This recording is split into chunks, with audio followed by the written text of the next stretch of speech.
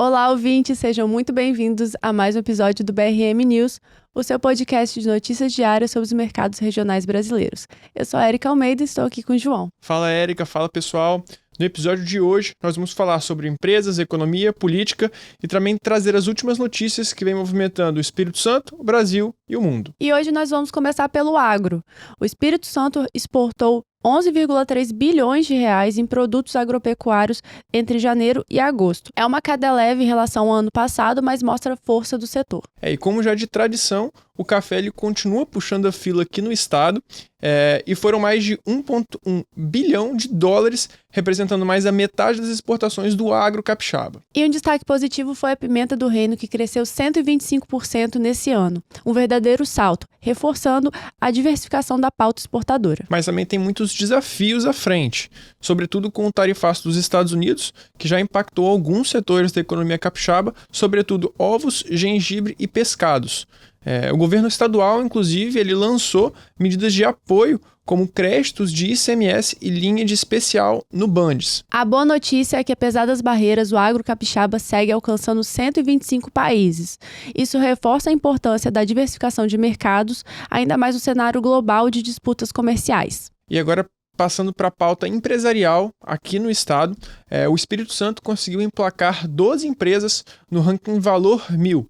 Juntas, elas representam um faturamento de aproximadamente 62 bilhões de reais durante o ano de 2024. E entre as maiores estão a Ser Trading, Grupo Águia Branca e a Timbro Trading, todas no top 100. Isso mostra que o estado vem ganhando espaço no cenário nacional. E por falar em tradição, uma das principais empresas, principais grupos empresariais aqui do estado, a Boás Alimentos, anunciou que vai começar a exportar misturas para bolo.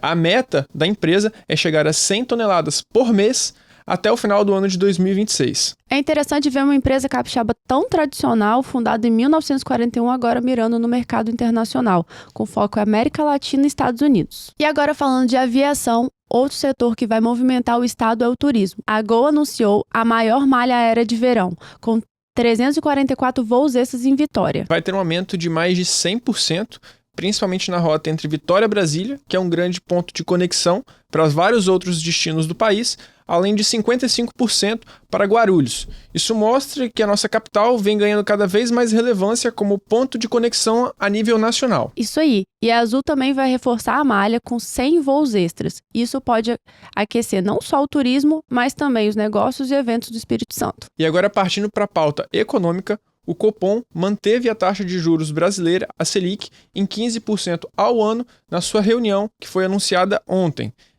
Pela segunda vez. É uma das maiores taxas de juros reais de todo o mundo. E a justificativa é controlar a inflação, que ainda está bem acima da meta. Mas a indústria e o setor produtivo criticam bastante, dizendo que os juros travam o consumo e os investimentos. E, de fato, quando a gente compara com outros países, o Brasil só perde para a Turquia em relação ao nível de juros reais. E isso acaba pressionando empresas, especialmente as que dependem do crédito, e sufocando a economia. E por outro lado, o mercado financeiro parece mais otimista. Uma pesquisa do BTG mostrou que 66% dos gestores estão confiantes com setembro, contra 44% em agosto. O otimismo vem, em parte, do cenário global e da expectativa de corte de juros nos Estados Unidos. E além disso, Érica, ontem também ficou decidido o corte de juros nos Estados Unidos. O mercado estava muito ansioso para o início do ciclo do corte lá fora, e foi decidido um corte de 0,25. Agora os juros nos Estados Unidos eles estão na faixa entre 4 e 4,25.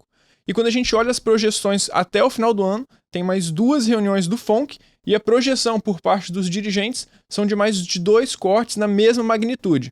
Isso deve ajudar, inclusive, os ativos de risco mundo afora, à medida que o capital que está investido em renda fixa nos Estados Unidos seja disseminado por todo o globo. De certa forma, a gente acompanha isso na performance aqui na Bolsa, no interno, um fluxo tímido, mas que já fez preço e a gente observa a Bolsa aqui renovando all-time high. Uma outra pauta muito relevante no cenário nacional é justamente o investimento em data centers.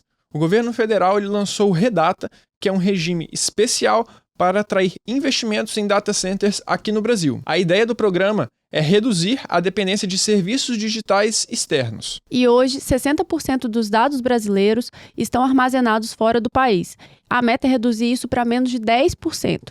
Além da segurança, esse projeto deve atrair 2 trilhões de investimentos privados nos próximos 10 anos. E além disso, ainda tem uma exigência do programa por parte de energia limpa e inovação, o que acaba alinhando a pauta digital com a pauta de sustentabilidade. Na política, a Câmara aprovou urgência para o projeto de anistia nos envolvidos nos atos antidemocráticos. Ainda não está claro se o texto final incluirá o ex-presidente Jair Bolsonaro. Também voltou um outro assunto muito polêmico, que é a PEC da blindagem, que reinseriu o voto secreto para ações contra parlamentares.